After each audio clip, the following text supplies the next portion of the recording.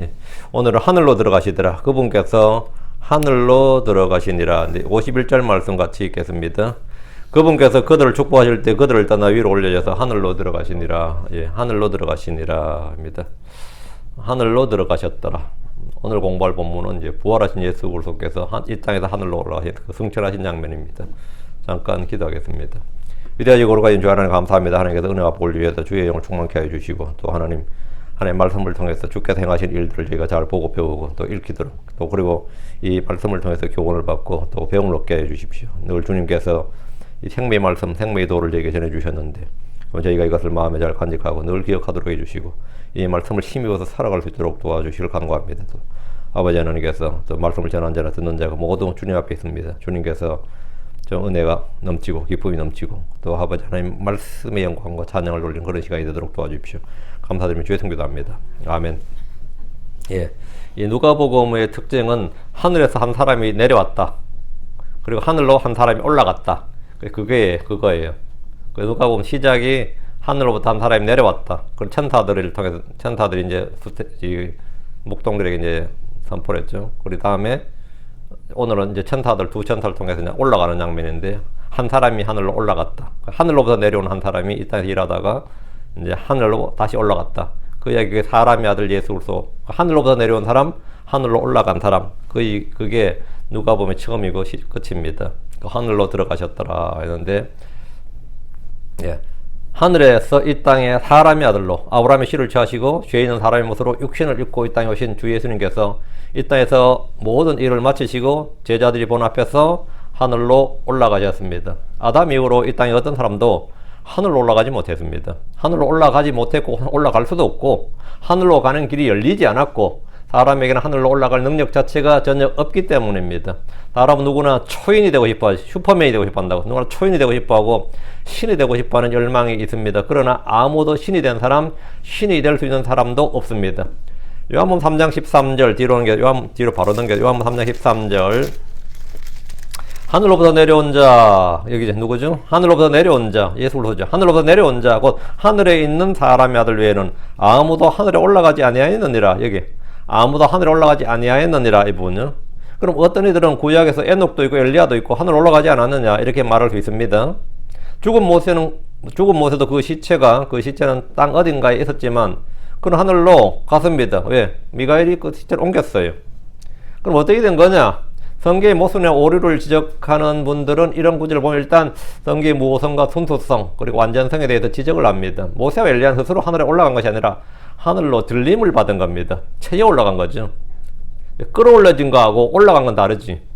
예, 올라간 거는 끌어올려진 거는 올라간 게 아니죠. 끌려 올라간 거지. 끌려 올라간 거는 올라간 게 아닙니다.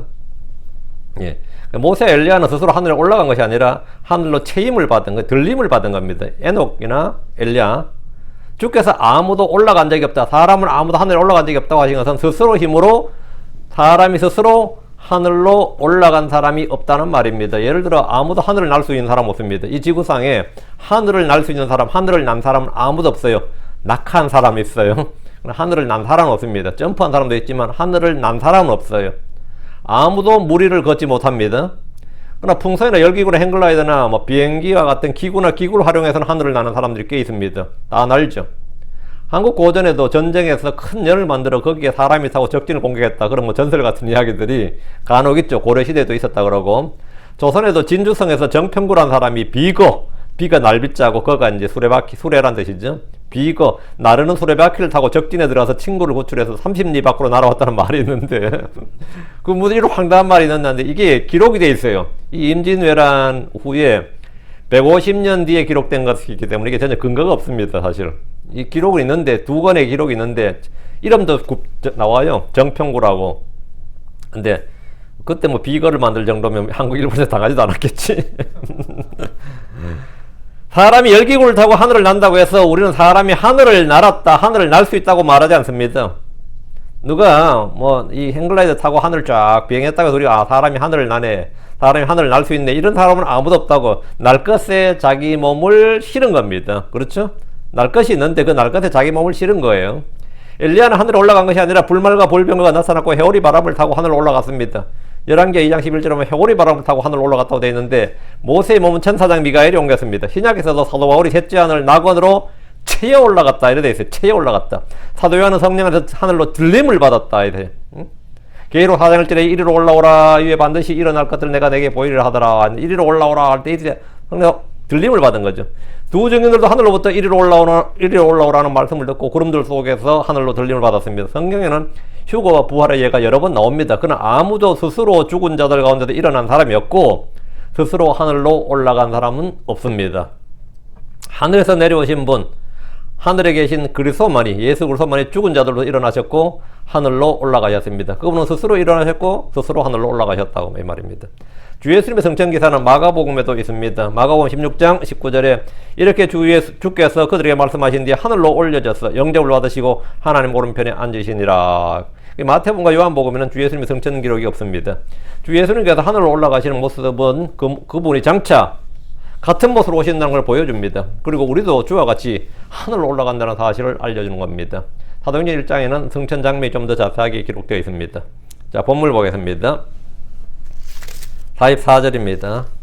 또 그분께서 그들에게 말씀하시기를 이것들은 내가 전에 너희와 함께 있던 동안 모세율법과 예언자들의 글과 시편에서 나에 관해 기록된 모든 것들이 반드시 성취되어야 하리라고 내가 너희에게 말한 말들이니라. 여기 내가 너희에게 말한 말들이니라. 이게 내가 너희에게 말한 말들이니라. 주님께서 내가 너희에게 말한 말들, words, 이게 말씀들이니라. 내가 너희에게 말한 말들이니라. 주께서는 제자들에게 자신의 영이 아니라 자신의 몸이 부활했다. 부활의 몸을 입고 계신 사람의 아들이고 하나님의 아들이심을 두 번이나 입증을 하셨습니다. 한 번은 만져보라, 한 번은 먼저 생선과 꿀을 드신 거죠. 먹어보신 거. 그들 앞에 공개적으로 이제 드신 거죠. 주님은 자신의 죽음과 고난과 묻힌 것과 부활에 대해서 전에 제자들에게 말씀하셨던 것을 다시 한번 말씀해 주셨습니다. 사도들과 제자들은 지금 처음 부활의 진리를 듣는 것이 아닙니다. 이미 그들은 주 예수님께서 친히 말씀하신 고난과 죽음과 부활에 대해서 듣고 배웠습니다. 그래서 여러 차례 듣고 배웠습니다. 그러나 그들은 듣고 싶어 하지 않았고 믿고 싶어 하지 않았습니다. 듣고 싶지 않고 믿고 싶지 않고 그래서 알고 싶지도 않고 그래서 못 믿었던 겁니다. 지금 본문에 지금 44절에 이것들은 내가 전에 너희와 함께 있던 동안 이거 뭐죠? 십자가 사건 이전에 이 말이에요. 3년 반 동안 이것들은 내가 전에 너희와 함께 있던 동안 이 말씀은 공생의 기간 3년 반 동안을 말합니다. 주님은 그때 제자들에게 그리스도가 받을 고난과 셋째 날에 일으켜질 것이라는 복음의 핵심 진리를 말씀해 주셨습니다. 주께서 모세 율법과 예언자들의 글과 시편에 나의 여관에 기록된 모든 것들이 반드시 성취되어야 하리라 이렇게 말씀하셨습니다. 모세 율법과 모세오경이죠. 예언자들의 글과 시편에 나의 여관에 기록된 구약 성경을 나눌 때 세 권으로 나눕니다. 모세 율법, 예언자들의 글, 시편에 이렇게. 주님은 제자들에게 구약 성경을 가지고 그리스도의 고난과 부활에 대해서 가르치셨다 이렇게 말합니다. 주님께서 그냥 단순히 나 죽고 부활한다 이걸 가르친 게 아니라 성경을 가지고 가르치셨다는 거예요. 이 공생의 기간 동안에 모세 율법과 예언자들과 시편에 나에 관해 기록된 모든 것이 반드시 성취되어야 하리라 이렇게 내가 너에게 말한 말들 이렇게 주님께서 그렇게 말했었다고 내가 너에게 말한 말들이니라 이렇게 본문이 이렇게 있죠. 그러니까 주님은 평소에도 구약 성경을 그들에게 가르치셨다 이 말이죠. 성경을 가르치셨다고. 그러니까 주님은 제자들에게 구약 성경을 가지고 그리스도의 고난과 부활에 대해서 가르치셨다고 말합니다. 주님 지금은 제자들에게 전에 말씀하셨던 것을 뭐 한 거죠? 복습하는 거죠. 전에 말씀하셨던 것을 주님은 지금 제자들에게 복습하는 거예요. 전에 내가 이렇게 말했다고 이렇게 가르쳤다고 그리고 기억하게 하는 겁니다. 여기서 우리는 매우 중요한 진리 하나를 배울 수 있는데 그것은 바로 구약 성경의 범위와 정경성입니다. 구약성 캐논 할 때 이 정경은 어디서 어디까지냐? 유대인들의 구약은 외경이나 유경이 전혀 없습니다. 구약의 정경은 트렌트 공회나 어떤 종교회의에서 결정된 것이 아니라 우리 주께서 친히 말씀해 주신 것입니다. 누가복음 11장 51절에서도 곧 아벨의 피로부터 제단과 성전 사이에서 죽은 사가랴의 피까지니라. 아벨의 피로부터 해서 창세기죠. 제단과 성전 사이에서 죽은 사가랴의 피까지니라. 이건 역대기하죠. 유대인들의 구약 성경 24권이에요. 우리는 이제 사무엘 상하, 역대기 상하, 열왕기 상하 이렇게 나누기 때문에 성경 39권인데 구약은 그렇게 안 돼 있다고. 이게 합쳐진 게 많아요. 그래서 그냥 율법과 시편과 예언자들의 글 이렇게 돼 있단 말이죠. 이게 유대인들은 그런 이제 역대기가 이제 마지막 역사서니까 그 아벨의 피로부터 제단과 성전사에 죽은 사가랴의 피까지니라 이렇게 피까지라 해가지고 창세기부터 역대기야까지 이게 성경이라고. 그리고 주님께서 모세 율법과 예언자들과 시편 이게 성경이단 말이지. 요게 성경이다고. 요게 성경이니까 여기는 외계나 위경이 안 들어갑니다. 지금 성경 이 킹잼 성경 나온 39권이 성경이라고요. 그래서 구약 성경의 범위, 구약 성경의 범위를 확정을 해주었습니다. 유대인들의 구약 성경의 첫 번째 책이 창세기고 역대기는 마지막 책입니다. 이것은 주께서 구약 성경을 확정해 주신 것으로 이에 대해서 교회나 학자들이나 크리스천들이 논쟁을 벌일 필요가 전혀 없습니다. 그러니까 이 가톨릭에서 말한 것처럼 구약이 46권이 될 이유가 전혀 없다 이 말입니다. 있을 수가 없는 이야기다 이거지. 우리 주님이나 사도들 중에서 아무도 외경을 인용하거나 사용하지 않았습니다. 다시 44절입니다. 내가 너에게 한 말들이니라 너에게 말한 말들이니라. 제자들이 주께 듣고 배운 말씀들 중에 많은 것들은 그 당시에 알지 못했다가 주님이 영광을 받으신 후에 그 일들을 알았고 어떤 것들은 오순절에 성령을 받은 후에 주님이 하신 말씀을 알았습니다. 그때는 못 깨닫고 있다가 지금 그때 하신 말씀 이거였구나. 그 성령이 임한 후에 그때 하신 말씀 이거였구나 이렇게 깨달았다고. 우리가 어떤 복음의 진리를 듣는다고 해서 그 말을 듣는 순간 다 이해하고 믿는 것이 아닙니다. 어떤 분들은 여러 해에 걸쳐 수백 번을 들었을 법한 말을 난 한 번도 들은 적이 없어요. 이런 분들이 있어요. 저는 그 교회 다니면서 한 번도 그 말을 들은 적이 없다. 제가 어떤 교회 다니면 뭔가 대화를 나누는데 제가 이제 무슨 이야기를 쭉 했어요. 그분이 하는 말이 목사님도 같은 킹잼 성경 쓰는 교회 나도 같은 킹잼 성경 쓰는 목사님 교회에서 다녔는데 저는 활동 그 교회를 다녔지만 이런 말을 한 번도 처음 듣습니다. 이러는 거예요. 내가 그럴 리가 없는데 그 목사님 그럴 사람이 아닌데 싶어서 제가 이제 그 목사님도 따로 만났는데 그 이야기를 했어요. 처음 들었다는데 어떻게 된 거냐 했더니 강대에서 수백 번도 더 한 말이다 그러더라고.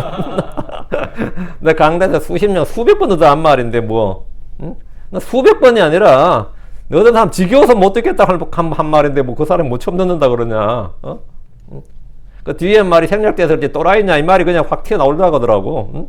수백 번도 더 한 말인데 이러더라고. 응? 어떤 사람들은 그래요. 수백 번을 들어도 전 처음 듣는 말입니다. 이 말은 오늘 처음으로 귀가 열리고 그게 마음에 닿은 거예요. 응? 그럼 그동안 들은 건 뭐냐? 안 한 거지. 뭐 안 들린 거죠. 이게 제자들도 마찬가지였다 이 말입니다.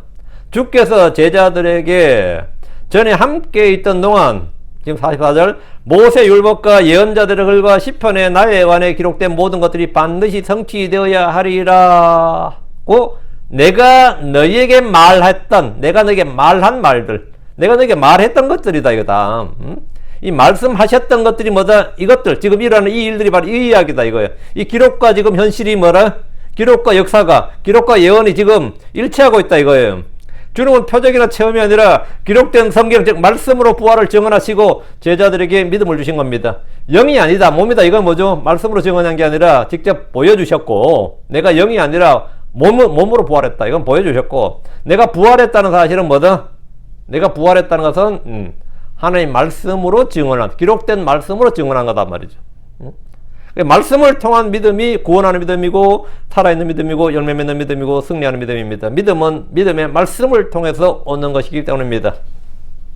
45절 그때에 그들의 지각을 여사 그들이 성경 기록들을 깨닫게 하시며 주께서는 말씀하시면서 그들의 지각을 열어주었습니다. 이 지각이란 말 명철, 지각, 깨달음, 이해, understanding이에요. 다 동의어입니다. 우리말로 표기가 다양하게 된 거지. 주 예수님은 누군가의 눈을 열어주었듯이 누군가의 지각을 열어주었습니다. 지각을 열어주었다. 주께서 제자들에게 말씀하시면서 그들에게 주의 말씀을 깨닫게 하셨습니다. 이는 성경의 기록자만큼이나 그 해석자의 중요성을 알려줍니다. 해석은 누구에 속했다? 해석은 주께 속한 것이다 이거예요. 성경 기록이 주님의 것이듯이 성경의 저자가 주님이란 말이죠. 성경의 저자가 주님이듯이 성경의 해석도 주님이다 이거예요. 해석자. 주께서 지혜와 계시형을 주시고 깨닫게 해주시지 않으면 우리는 아무것도 알 수가 없습니다. 성경을 깨닫는 방법에 대해서 우리 몇 번 설교한 적이 있습니다. 성경을 깨닫는 방법. 성령께서는 우리를 진리 한가운데로 인도하시고 예수 그리스도께서 주요 그리스도이심을 알게 해주십니다. 성령으로 말미암지 않고는 아무도 예수를 주라고 부를 수 없다 그러세요. 예수가 주이심을 깨닫게 해주시는 거지. 아무도. 우리는 아무리 설득하고 설명하고 해도 뭐 안 믿기는 거 어떻게 해요? 안 믿긴다는데 못 믿겠다는데 그 깨달음 이 지각이 열려야 된다고. 해석은 하나님께 속한 것입니다. 창세기 41장 8절에 해석은 하나님께 속한 일이 아니니까 청하건대 내게 그 꿈들을 구하소서. 요셉이 해석은 하나님께 속한 일이 아니니까 요셉이나 다니엘은 다른 사람들보다 지혜가 더 많아서 꿈을 해석한 것이 아닙니다. 하나님께서, 해석은 하나님께 속한 일이고 주께서 그것을 계시해 주심으로써 아는 겁니다. 창세기 41장 16절, 이건 중요한 구절을 한번 봅시다. 창세기 41장 16절. 네. 요셉이 파라오에게 응답하여 말하되 그 일은 내게 있지 아니하나이다. 이거 중요한. 그 일은, 그 해석하는 일은 내게 있지 아니하나이다. It is not in me. It is not in me. 내 속에 있지 아니하다. 그 일은 내 안에 있지 아니하나이다. 하나님께서 파라오에게 화평의 답을 주시리이다. God shall give Pharaoh an answer of peace. God shall give answer. 하나님께서 답을 주시리이다. 그 일은 내게 있지 아니하나이다. 하나님께서 파라오에게 화평의 답을 주시리이다. 하나님께서 주시리이다. 그 일은 내게 있지 아니하나이다. 하나님께 주시리이다. 해석은 내게 있지 않고 주님이 주시는 겁니다.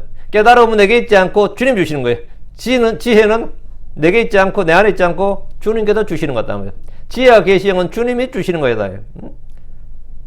다니엘서로 갔어요. 2장 27절 28절.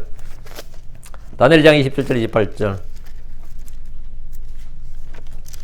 다니엘이 왕 앞에서 대답하여 이르되 왕이 다그쳐 물으신 그 은밀한 일은 여기 지혜자들이나 별을 살피는 자들이나 마술사들이나 점쟁이들이 능히 왕께 보여드릴 수 없는 것이니이다. 요즘 말로 뭐죠?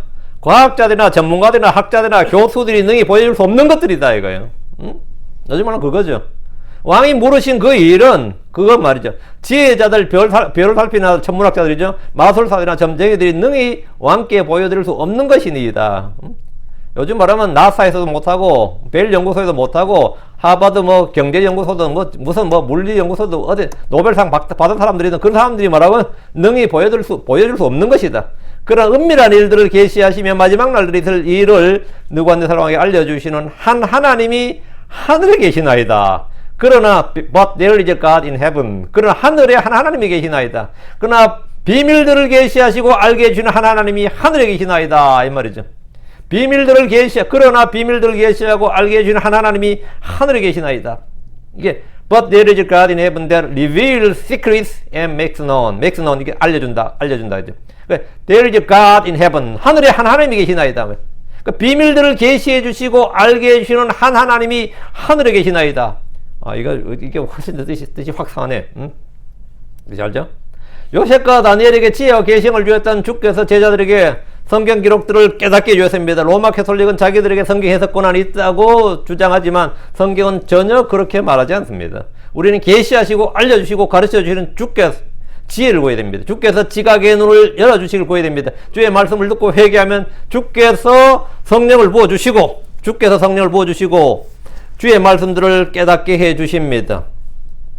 주께서 엠마오로 가던 제자들에게 또 지금 이 자리에 있던 사도들과 제자들에게 주의 말씀을 알려주신 것처럼 지금 현재 우리에게도 주의 말씀을 가르쳐 주셔야 우리가 아는 겁니다. 목사님 설교 잘하시네. 그걸로는 아무 의미 없어요. 주님께서 그 지각을 열어주시고 마음을 열어주셔야 된다고. 이 많은 목회자들이, 제가 가장 많이 들은 목회자들이 저한테 자주 묻는 질문이 있어요. 일반 성도들이 잘 묻는 건 아니에요. 일반 성도는 저한테 그걸 잘 안 묻는데 목사들이 많이 물어. 이제 나한테 성경 어디서 배웠냐 그래요. 어느 학교 출신이냐, 아니면 내가 지금 어떤 책을 보느냐. 메일에서 꽤 많이 오는 메일 받는 게 이겁니다. 실례지만 목사님 뭐 주로 어떤 책으로 성경을 공부하시는지요, 뭐 이런 이야기 되게 많아요.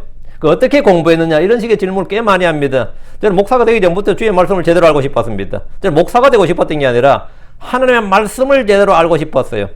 처음에는 원어를, 그 히브리어 헬라 원어를 공부해야 되는 줄로 생각했습니다. 그리고 유명대학으로 유학을 떠나서 학위를 받거나 유명한 사람에게 사사를 받으면 좋겠다고 생각했습니다. 그런 중에 저는 말씀을 깨닫는 법을 성경을 통해 배웠습니다. 그게 잠언 1장 3절입니다. 저는 제가 미국 와서도 이거 상당히 좀 고심을 많이 했었는데, 제가 생각보다 난 성경을 좀 안다고 생각을 했는데 모른다는 생각이 점점 들었어요. 하나님께 이 성경을 좀 알게 해달라고 했는데, 요 가까이 있는 신학교를 가야 되는가? 그래도 미국까지 왔는데 학위도 하나 받아놓고 가까이 있는 신학교를 가야 되지 않는가? 주변에 신학교 많잖아요. 우리 집 앞에도 지금 바이올라가 있잖아. 그 탈봇에도 문의를 하고, 요 파사디나도 있잖아요. 풀러도 있고 아주사도 있고 여기 일본에 유명 대학 많습니다. 서부에 있다 보니까 한국 사람에게 유명해요. 이게 여기서 유명한 대학이 아니고 한국 사람들에게 유명한 대학입니다. 하여튼 그런 게 있었는데 잠언 1장 3절 너희는 내 책망을 듣고 돌이키라 보라 내가 내 영을 너에게 부어주며 내 말들을 너에게 알려주리라. 아 뒤에 이게 두 개다가 내가 원한 두 개다가 있는 거예요. 내가 내 영을 너에게 부어주며 내 말들을 너에게 알려주리라. 내 말들이 뭐 성경 말씀들이잖아요. 앞에 일만 내가 하면 되는 거예요. 너희는 내 책망을 듣고 돌이키라. 이거 이것만 내가 하면 돼. 그럼 주님 뒤는 뭐 보라 내가 내 영을 너에게 부어주며 내 말을 너에게 알려주리라. 이 말씀을 읽고 이게 뭔가 알게 된 거죠. 성경에 있다가 이 구절이 눈에 확 들어왔어요. 그럼 마음속에 딱 박힌 거예요. 주께서 주의 영을 부어주시고 주의 말씀 알려주겠다고 하시니까 성경 공부의 절반이 끝이 난 겁니다. 성경을 계속 읽어 나가는 뒤에 잠언 2장으로 가서 1장이 3절이죠. 한 페이지 더 넘겨. 성경 2장 1절 6절을 통해서 다시 한번 주의 말씀을 공부하는 걸 알게 된 겁니다. 내 아들아 내가 만일 내 말들을 받으며 내 명령들을 내게 감춰두길 원하여 내 귀를 지혜 기울이고 내 마음을 명철에 쏟으며 참으로 지식을 따라하고 외치고 명철을 얻으려고 내 목소리를 높이며 은을 구하는 것 같이 그것을 구하고 여기 은을 구하는 것 같이 그것을 구하고 감추어진 부하들을 찾는 것 같이 그것을 찾으면 여기다 밑줄 쫙이에요. 여기다 밑줄 쫙이야.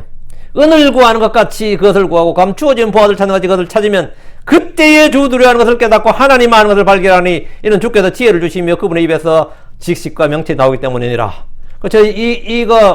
이건 뭐 제 설교 여러 번 했어요. 이게 제 요절이 된 겁니다. 은을 구하는 것 같이 감추어진 부하들을 찾는 것 같이 이렇게 하면 된다.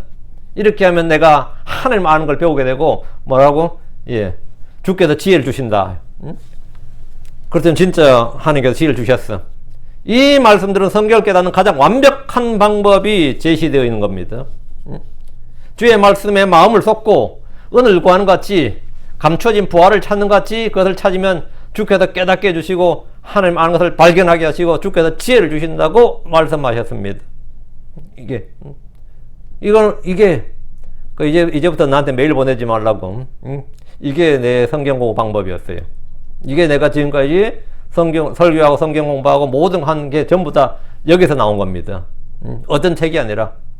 이때부터 제가 책을 산 게 아니라 책을 버렸습니다. 책을 산 게 아니라 그때 책을 버렸다고.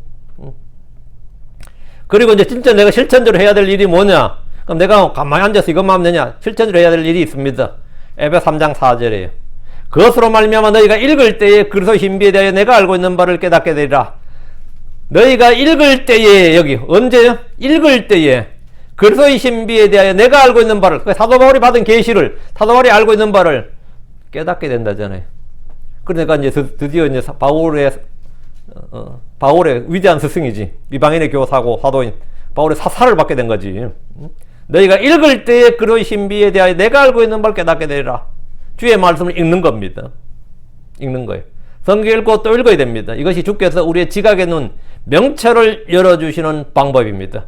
하나님을 알게 해주시고, 네. 그런데 가장 일반적인 방법은 뭐냐? 이제 가장 일반적인 방법은 주께서 지역교회 성경교사를 보내셔서 그들로 하여금 읽는 것과 듣는 것을 깨닫게 하십니다. 빌립은 이디오피아 내시가 읽는 성경을 들으면서 그가 깨닫지 못하는 걸 보고 곁에 앉아서 주 예수님을 증언하고 깨닫게 해주셨습니다. 아주 좋습니다. 자, 다시 46절. 내가 어떻게 성경 공부했는지 이제 충분히 이야기했으니까, 이거 처음 한 이야기 아니에요. 여러 번 설교에서 여러 번 했었습니다. 46절. 또 그들에게 말씀하시기를 이같이 기록되어선즉 이같이 그리스도가 고난을 받고 셋째 날 죽은 자들로부터 일어나는 것이 마땅하도다. 주께서 제자들에게 이같이 기록되어선즉 이것은 구약 성경의 기록들로 시편 22편, 이사야 3장, 요나의 표적, 창세기 22장 등의 기록을 말합니다. 십자가의 고난과 죽으심 그리고 부활은 성경 기록에 따른 것이고 예언의 성취란 겁니다. 예수로는 성경 기록들에 따라 우리의 죄들로 인하여 죽으셨다가 묻히셨다가 성경 기록대로 셋째 날에 부활하셨습니다. 이것이 복음입니다. 이것이 그리스도의 복음, 은혜의 복음이에요. 주께서는 기록된 대로 모든 일을 다 성취하셨습니다. 우리는 성경이 증언한 그 그리스도를 믿습니다. 예수님은 기록된 대로 죽으셨고 기록된 대로 죽은 자들도 일어나심으로 이같이 기록되어선즉 이란 말씀을 성취하였습니다. 주께서는 자신이 영이 아니심을 보이신 후에 성경으로 그분 자신의 부활을 증언하셨습니다. 47절. 또 회개와 제들의 사면이 그의 이름으로 예루살렘에서 시작하여 모든 민족들 가운데서 선포되어야 하리라. 주께는 성경 기록으로 그리스도의 고난, 그 십자가의 죽으심이죠. 그리고 부활을 정언하신 후에 회개와 죄들의 사면에 대해서 말씀하셨습니다. 회개와 죄들의 사면이 그의 이름으로, 주 예수의 이름으로만, 그의 이름으로. 주 예수 그리스도를 선포하는 것은 죄들의 사면과 회개를 선포하는 겁니다. 회개와 죄들의 사면을 선포하는 거예요. 주 예수님의 이름, 그것은 자동으로 연결되는 게 뭐냐면 회개와 죄들의 사면입니다. 예수님의 죽으심과 부활은 모든 죄인들이 회개하고 죄들의 사면을 받을 수 있는 확실한 근거를 제공합니다. 회개 없는 사면, 회개 없는 구원은 없습니다. 회개란 우상들로부터 돌아서는 것, 무지와 불신에서 돌이켜 예수 그리스도를 믿는 것이 회개입니다. 어떤 이들은 회개를 자신이 살면서 지은 모든 죄를 다 자백하고 씻고 해결하는 것인 줄로 압니다. 그건 말이 안 되지. 사람은 아무도 자신의 죄를 씻거나 해결할 수 없습니다. 예수를 믿어서 죄가 씻기는 거지, 죄를 씻고 나서 예수 믿는 거 아니에요. 그 회개하라 이 말을 내가 지금까지 지은 모든 죄를 다 통회하고 막 자백하고 뭐 하고 나서 이제 예수 믿어라 이런 뜻으로 생각하면 큰일 나는 소리지. 그건 말도 안 되는 소리죠. 주 예수를 믿음으로 죄의 사면이 이루어지고 죄들로부터 씻음받게 되는 것이지, 회개를 통해서 죄를 씻음받는 것이 아닙니다. 회개는 마음을 주께로 돌이키는 겁니다. 주 예수를 알지 못했고 그분에 대해서 들었지만 그분을 믿지 않았던 것, 믿기를 거부했고 알기를 거부했고 싫어했던 것으로부터 돌이켜서 주를 믿는 것이 회개입니다. 그게 회개예요. 회개와 죄들의 사면이 예수 그리스도 이름으로 예루살렘에서부터 선포됩니다. 제가 복음을 전해보면 수긍을 하면서도 한편으로 마음속에서 어떻게 하면 안 믿을 수 있을까, 안 믿고 싶어가지고 시간 좀 달라 그래요.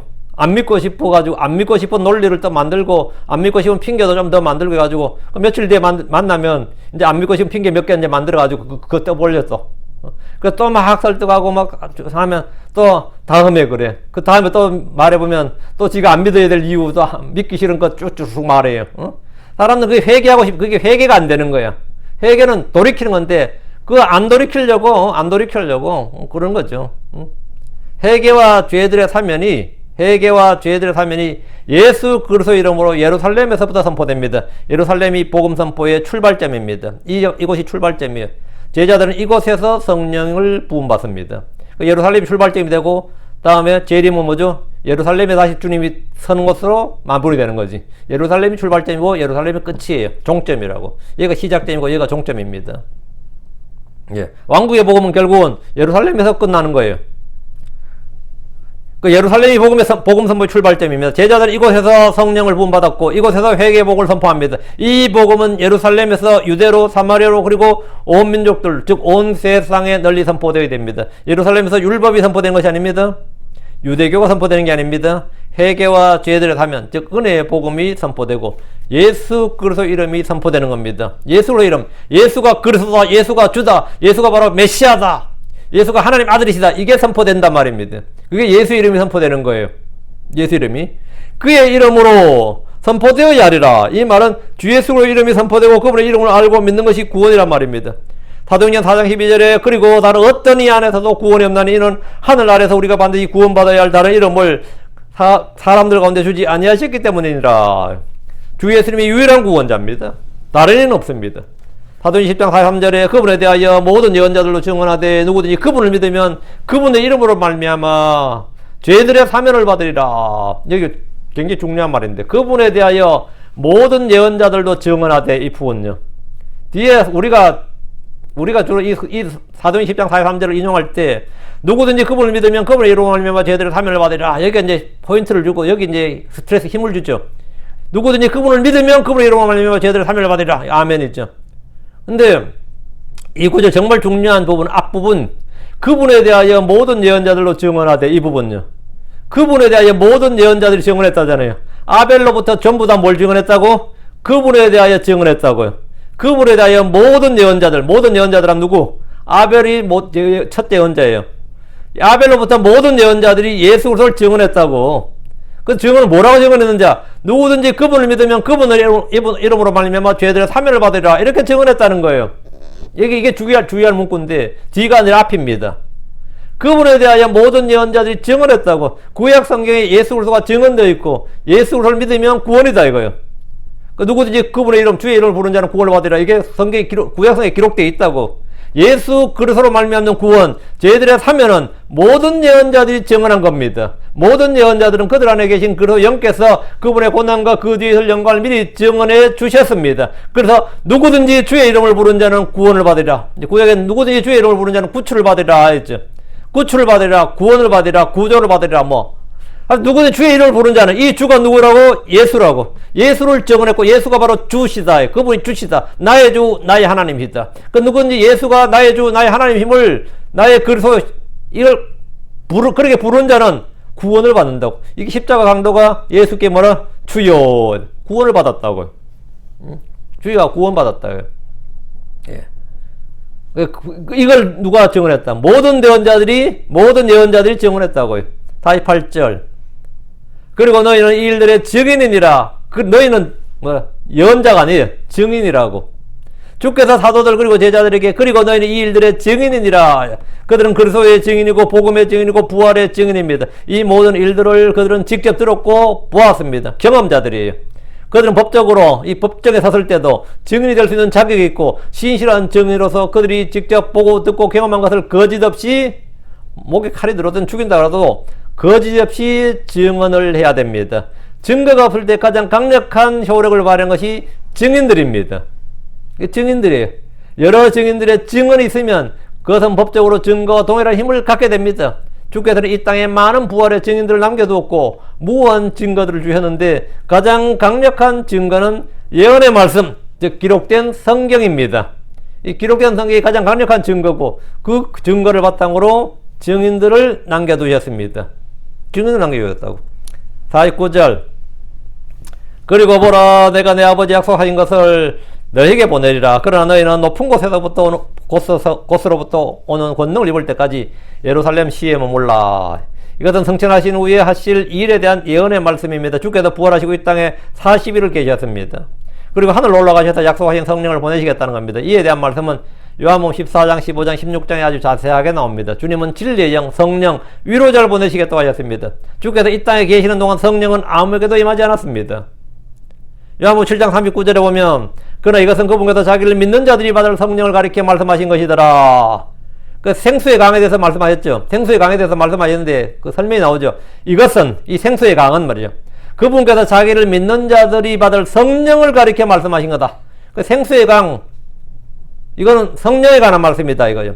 누가 받는다고요? 그분을 믿는 자들이 받을 성령. 그 예수를 믿는 자들이 뭘 받는다? 성령을 받는다고요. 예수님께서 아직 영광을 받지 아니하셨으므로 아직 성령님께서 주어지지 아니하였더라. 예수님께서 아직 영광을 받지 않았다. 영광을 받는다는 거죠. 성천이에요. 성천에서 하나님 왕자 우편에 앉으시니 영광을 받는 거고 영광을 받지 아니하셨으므로 성령께서 주어지지 않았다. 성령께서 이 땅에 내려오신다는 말은 예수 그리스도께서 성천하셔서 블랙홀로 빠진 게 아니고 우주 어딘가로 미아가 된 게 아니에요. 구천을 떠도는 게 아닙니다. 왕자 오른편에 앉으셨다는 증거가 되는 겁니다. 주님께서 우린 그러죠. 멀리 가면 뭐 제 딸은 얘가 그 공항에 도착하면 아니면 기숙사에 도착하면 전화해 그러죠. 그 주님께서 제자들이 그 하늘에 무사히 올라가시면 전화 주세요. 전보라도 주세요. 어떻게 하죠? 성령을 보내시면 그것이 바로 뭐냐? 주님께서 하늘의 왕자에 앉으셨다 이 말이지. 그 말이라고. 그 이야기예요. 주께서 그분을 믿는 자들이 받을 성령에 대해서 말씀하셨는데 그러나 그때까지는 아무에게도 아직 성령이 주어지지 않았는데 이는 그분께서 아직 영광을 받지 않으셨기 때문입니다. 여기서 말한 영광이란 부활이 아니라 하늘에 올라가시는 걸 말합니다. 주께서 하늘에 올라가지 않으시면 성령이 오시지 않습니다. 요한복음 16장 7절 그럼에도 불구하고 내가 너희에게 진실을 말하노니 내가 떠나가는 것이 너희에게 유익하니라. 내가 떠나가는 것이 내가 이 땅을 떠나서 하늘로 가는 것이 너희에게 유익이니라. 내가 떠나가지 아니하면 위로자께서 너희에게 오지 아니하시리라. 그러나 내가 떠나면 내가 그분을 너희에게 보내리니. 내가 하늘로 가야 그분을 내가 너희에게 보낸다고. 성령이 온다고요. 그게 너희에게 더 좋은 거단 말이죠. 그건 맞는 말이죠.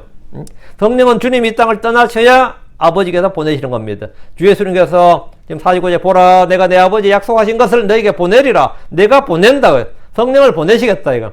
그래서 그러나 너희는 높은 곳으로부터 하늘로부터 오는 권능을 입을 때까지 예루살렘 시에 머물라. 갈릴리 가지 말고 예루살렘에 있으라고. 예루살렘이 뭐라? 복음의 출발점이 되어야 된다고. 갈릴리가 아니면 나사렛이나 가버나움이라 이런 것이 출발점이 되는 것이 거기가 스타트 라인 돼서는 안 되고, 이 예루살렘이 뭐라? 스타트 라인 돼야 돼요. 그래야 여기가 나중에, 여기가 시작점이 돼야지 뭐죠? 2000년 훅 지나서 주님께서 오시면 여기가 다시 종점이 되는 거예요. 주님께서 다시 오실 때 종점이 되는 거예요. 예루살렘 시험은 몰라. 권능을 입을 때까지 예루살렘 시험은 몰라. 높은 곳으로부터 오는 권능이란 성령의 권능입니다. 제자들 위로부터 권능을 받았습니다. 그들은 사도들의 표적을 행할 수 있는 권능을 받았습니다. 병든 자를 고치고 죽은 자들 일으키는 권능을 받았습니다. 이런 사도의 표적을 가진 사람은 지금 이 시대에 아무도 없습니다. 가졌다고 주장하는 사람은 많아요. 주장하는 사람은 많은데 가진 사람은 아무도 없습니다. 사도는 계승되지 않습니다. 사도는 계승되지 않습니다. 그러나 권능을 행하시는 분은 언제나 동일합니다. 주 예수 그리스도는 언제나 동일하십니다. 사도들 안에서 일하시는 성령이나 믿는 우리 안에서 일하시는 성령은 같은 분이십니다.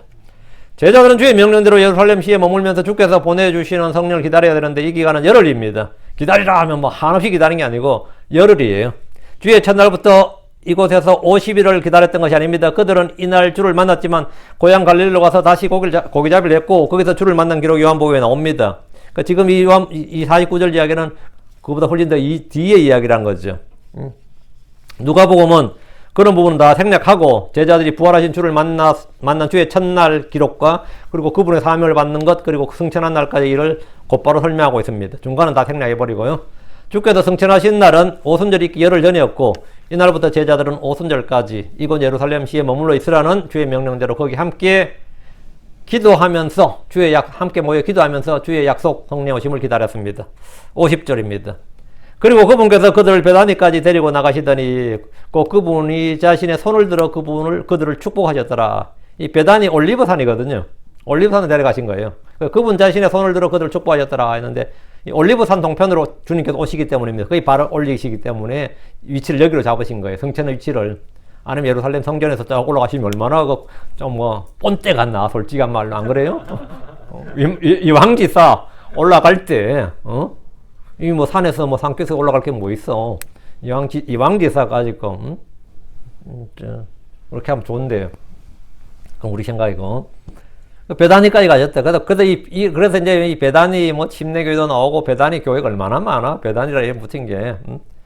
근데 주께서 제자들 베다니까지 데려가셨어요. 그리고 거기서 손을 들어서 제자들을 축복하셨습니다. 이곳은 예루살렘에 약간 떨어진 도시였고 올리브산 동쪽 기슭에 있던 도시입니다. 주께서 하늘로 떠나시기 전에 제자들을 축복하셨습니다. 복을 주셨다고. 우리 주님께서 복을 주셨다. 저 사람 아담에게 복을 주신 것처럼 노아에게 복을 주신 것처럼 아브라함에게 복을 주신 것처럼 그렇게 제자들에게 주님께서 복을 주셨어요. 이제 베드로, 야고보, 요한 다 복을 받은 거예요. 복을 받았으니까 그때부터 고생하는 거지.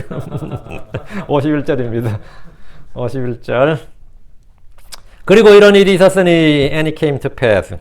그분께서 그들을 축복하시는 동안 이런 일이 있었으니 그분이 그들을 떠나 위로 올려져서 하늘로 들어가셨더라. 하늘로 들어가셨다. 주께서 축복하신 동안 또 이런 일이 있었는데 그분이 제자들을 떠나 위로 올려져서 하늘로 올라가셨습니다. 하늘로 들어가신 겁니다. 주님 이 땅에서 사람으로 오셨다가 모든 일을 마치고 영광스러운 하나님의 아들로서 올라가신 겁니다. 그분은 지금 우리를 위해 중보하고 계십니다. 우리가 죄를 짓더라도 우리에게는 한 의로우신 변호인 예수 그리스도가 계십니다. 어디에? 이 땅에 하늘에 나의 중보자가 있고 나의 변호자가 있다는 사실을 생각해 보십시오. 걱정이 없는 거지. 하늘에 나의 변호자가 있고 나의 중보자가 있다고. 52절입니다. 그리고 그들이 그분을 경배하며 큰 기쁨으로 예루살렘으로 돌아갔더라.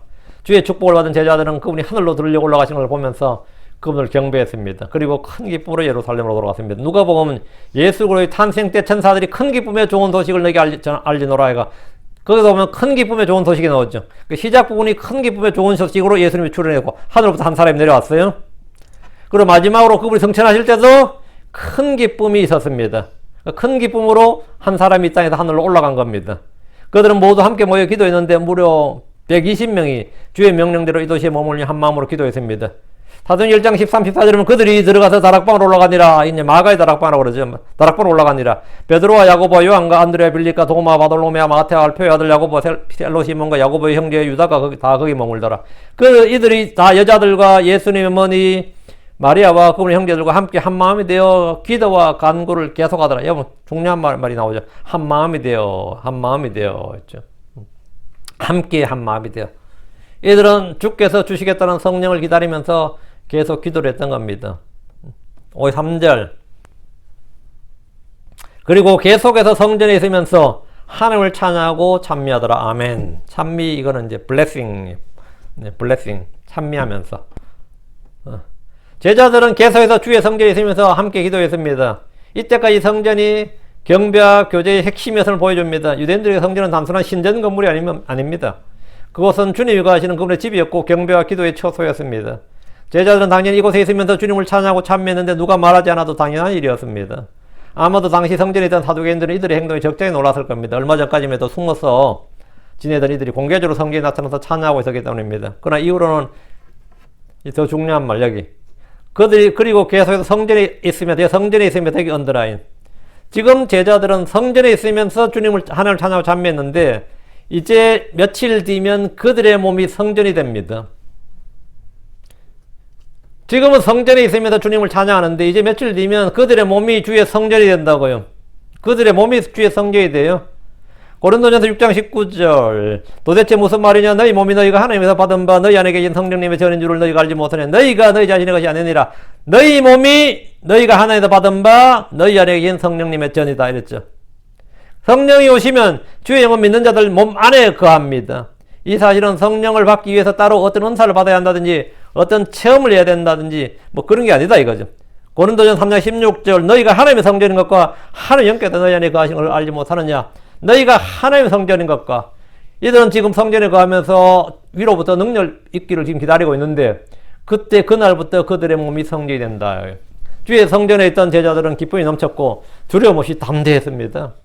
이들에게 무슨 변화가 있었던 겁니까? 이들 그 사이에 무슨 일이 있었던 거예요? 극기훈련하고 온 거예요? 그들이 부활한 주를 만난 겁니다. 부활한 주를 만났고 부활의 주를 알게 됐고 그걸 믿게 된 겁니다. 성경을 통해서 믿게 된 거예요. 그리고 그분이 하늘로 올라가신 걸 직접 보았습니다. 그리고 그분의 약속을 지금 기다리고 있기 때문에 주님으로부터 이 땅에서 해야 될 일을 부여받았습니다. 그러니까 이제 이들은 뭐냐? 큰 기쁨으로 살게 된 겁니다. 큰 기쁨으로. 그럼 땅에서 이제부터 받는 어떤 고난이나 이런 것은 이들은 사실 문제가 아니었던 거지. 이제부터는 이거는 문제도 아니었거나 뭐 사두개인들 바리새인들 이제는 뭐 전에는 두려움의 대상이었다면 지금 뭐죠? 한 수 아래가 아니라 저 아래로 보이는 거죠. 예, 이들의 마음이 그리스도의 마음, 하나님의 그 영, 그리스도의 마음을 그리스도의 마음을 품는 순간부터 내 마음속에 그리스도의 마음을 품는 순간부터 사람에 대한 두려움은 없어지는 겁니다. 사람에 대한 두려움은 이제는 지금까지는 뭐 사람들이 뭐 두렵고 무섭고 뭐 하는지 몰라도 이제 제자들 눈에 사람들은 뭐 사두개인이 바리새인들 뭐 누구든 저 한참 발 아래로 보이는 겁니다. 예. 내 안에 그리스도의 마음, 그리스도의 영이 있기 때문입니다. 이것이 바로 이 세상에서 크리스천들이 살아가는 삶의 자세, 삶의 방식입니다. 우리는 큰 기쁨으로 평안으로 자유롭게 사는 겁니다. 그건 뭘 합니다? 주의 일을 하면서. 주의 일을 하면서. 예, 우리 몸이 지금 성전이 된 거다, 이 말이죠. 계속해서 성전에 있으면서. 우린 계속해서 성전에 있는 거예요. 우린 계속해서 성전에 있다고. 건물 성전이 아니라 주의 몸된 성전에 계속해서 언제까지? 내 혼이 이 몸을 떠날 때까지 나는 내 성전, 주의 성전 안에 있는 겁니다. 오케이. 그러면서 여러분은 뭐 해야 되겠어요? 성전에 계속해서 성전에 있으면서 뭐 해야 됩니까?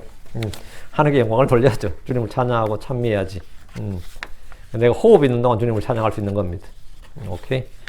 오늘 말씀 여기까지. 이래서 누가복음 끝마쳤습니다. 115번을 했는데 2년 약간 더 걸린 것 같습니다. 2년 조금 더 걸린 것 같은데 다음 주부터는 역사서 사무엘상하를 하겠습니다. 사무엘상하를 하겠습니다. 자, 기도하고.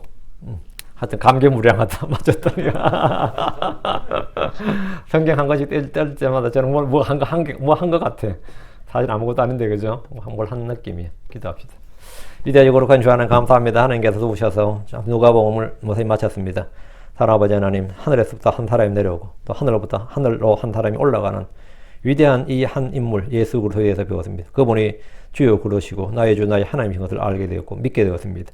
아버지 하나님, 저희가 주의 몸된 성전 안에 거하면서 주님 오시는 그날까지 또 우리 혼이 주님의 부르심을 받는 그날까지 여기에 거하면서 아버지 하나님 주님께 영광을 돌리고 주님을 찬양하고 찬미할 수 있도록 해주시옵소서. 마음의 기쁨과 평화에 늘 넘치게 해주시옵소서. 모든 성도들이 혼의 안식을 얻고 참된 자유를 누리게 해주십시오. 하나님의 말씀을 깨닫게 해주시고 지각을 열어주십시오. 사랑 아버지 하나님, 주의 두려움을 알게 해주시고 또 아버지 하나님 주께서 비추시는 빛, 또 아버지 지혜와 계시형을 주셔서 하나님께서 우리를 위해서 행하신 일들과 또 주께서 우리를 위해서 앞으로 행하실 일들의 그 크신 일들, 그 영광스러운 권능 이런 것들을 모두 잘 알게 해주실 간구하고 또 아버지 그런 것들로 인해서 저희의 마음이 우리 주 그리스도의 마음 또 그리스도의 영으로 충만하게 해주십시오. 감사드리며 주의 성기도합니다. 아멘. 아멘.